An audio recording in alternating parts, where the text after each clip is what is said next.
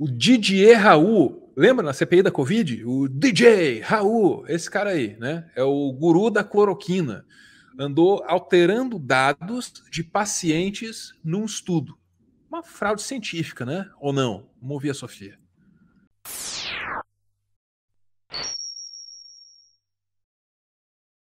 Então, para quem não conhece, vamos começar pelo começo. Quem é Didier Raoult? Didier Raoult é um médico e microbiologista francês que ele tinha lá a carreira dele acadêmica, mas não era lá muito conhecido. Até que chegou a pandemia e lá por março de 2020 ele de repente ganhou reconhecimento mundial. Como? Ele publicou um estudo que mostrava que a cloroquina, que é um medicamento usado principalmente no tratamento aí da malária, seria, de acordo com o estudo que ele publicou, eficiente no combate à Covid. E daí ele foi citado pelo Trump, ele foi citado pelo Bolsonaro, foi citado muitas vezes na CPI da Covid aí pelos senadores governistas, né, especialmente o Heinz, citado tantas vezes que aqui no Meteoro, o Everton e o Danilo fizeram até uma brincadeirinha, né, Álvaro? Senador Landolfi, começa a história.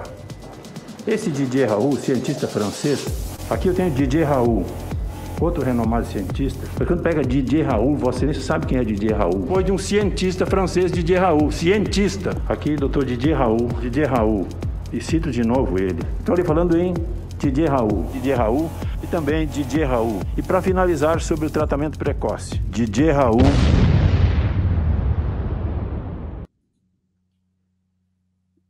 Você lembrava Eu fiquei de saco cheio de ouvir o... Não lembrava, não. Só lembrava do meu desgosto de ouvir o nome desse homem toda vez, todo dia, cara. Uhum. Mas, enfim, vamos continuar na história. Mesmo com evidências contrárias, quando começaram a surgir cada vez mais estudos dizendo não, a cloroquina não funciona para tratar a Covid, o tal do Didier Raoult continuou insistindo. Em janeiro de 2021, ele chegou a admitir em parte que falou, não dá diferença no número de óbitos e de internamentos na UTI, mas diminui sim o tempo de internação e tal, e ficou nessa, até que foi só lá pelo final de 2021 que ele começou a ser assombrado pelas consequências dos próprios atos, né? Então, chegou isso aqui. E lá temos que, acusado de charlatanismo, o guru da cloroquina recebe reprimenda de Ordem de Médicos da França. O DJ Raoult, figura mencionada por senadores na CPI da Covid, foi advertido por ter violado o código de ética ao promover substância comprovadamente ineficaz contra o coronavírus, do O Globo, lá em dezembro de 21. Então você viu aí, ele já sofreu aí a tal de uma reprimenda. Agora, a acusação, nesse caso, foi que ele estava promovendo o uso do medicamento. Ainda não tinha nada a ver com os estudos que ele tinha realizado. Mas daí, agora, é diferente. Vamos lá. De volta para o Globo, dessa vez em novembro de 22, agorinha, Hoje. né? Guru da cloroquina alterou dados de pelo menos 4 pacientes e distorceu o estudo, está dizendo a TV francesa. Os documentos publicados lá na França mostram que o DJ Raoult manipulou o resultado de pesquisa que considerou o remédio eficaz para a Covid-19. Então está comprovado que todo mundo meio que já sabia, né? Pois é, eu acho interessante notar que agora a acusação é bem mais séria, né? Não é só a questão de promover o uso, que tá, se ele tivesse só promovendo o uso, você ainda poderia fazer um argumento errado, na minha humilde opinião, mas é argumento de que, não, é a liberdade de expressão dele, poderia dizer que, não, mas o estudo dele comprovou isso. Agora, quando você diz, não, rolou fraude, aí é outra história. Mas vamos para o texto. Bom, temos lá que as novas revelações contra o DJ Raoult foram publicadas no... Ajuda aí, Sofia, com o teu eu não sei falar aí. Francês, é Complément d'Enquête. Um popular programa jornalístico da França. A reportagem teve acesso a documentos internos do Instituto Hospitalar Universitário IHU, rapaz, vou pular, de Marsella, onde ele atuava. Os registros hospitalares mostram que o microbiologista inseriu erroneamente os dados de ao menos 4 voluntários do estudo. A amostra da pesquisa era composta por 16 participantes. Então tinha 16 e ele adulterou os dados de 4. 25%. 25, um quarto do estudo está sacaneado. Beleza. Exato. E isso é bastante. Isso é bastante, e se você quer a evidência de que isso é bastante, tem aqui ainda no texto. Até porque a amostra é pequena, não é não, Sofia? Sim, 16 é bem pouco. Pô, a amostra é pequena, daí você avacalha um quarto da amostra, pô. Sacanagem. Vamos lá. O programa televisivo pediu para um grupo de cientistas lá que eles repetissem o estudo, só que dessa vez com base em dados reais.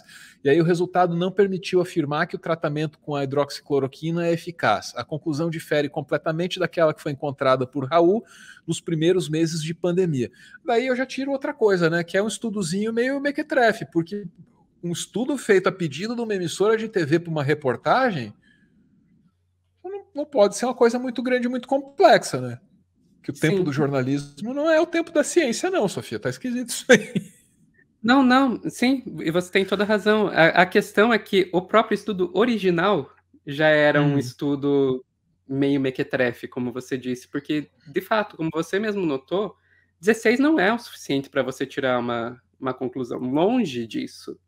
E isso era uma das razões pela qual, mesmo antes de encontrarem essa fraude, isso já era meio que... Esse estudo já não era muito levado a sério, porque existiam estudos muito com um N amostral, com um número de pessoas muito maior, com as amostras randomizadas, né? Então, significa que é aleatório a amostra que dá maior confiabilidade. Duplo cego, que é aquela coisa que nem o paciente e nem o pesquisador sabe quem está recebendo placebo, quem não está.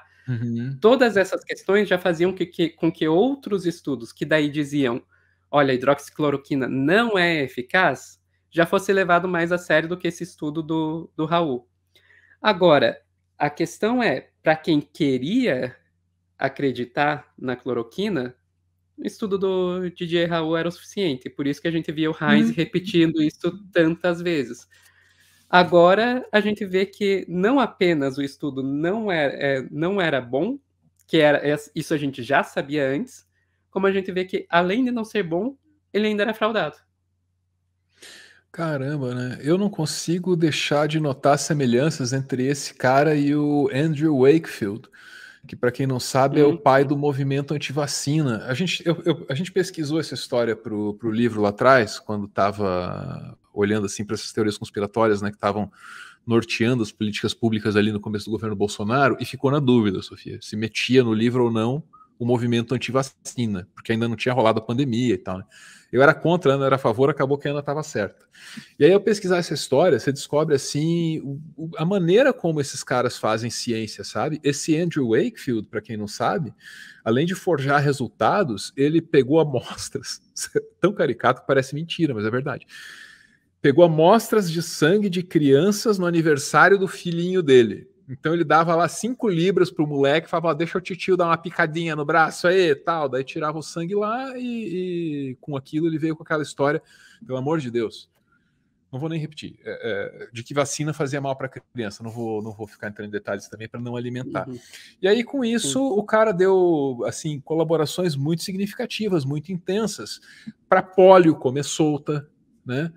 E para que a gente tivesse que enfrentar novamente vários dos problemas aí, que são problemas antigos, problemas, sei lá, da primeira metade do século XX, assim, né?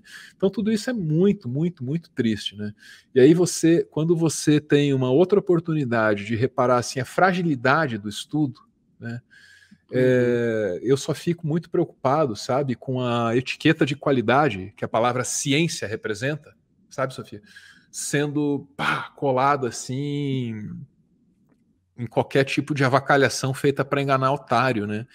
E aí você soma uma coisa com a outra e você percebe que um estudo feito assim na sacanagem, na vagabundagem, ele foi instrumentalizado numa política de extermínio.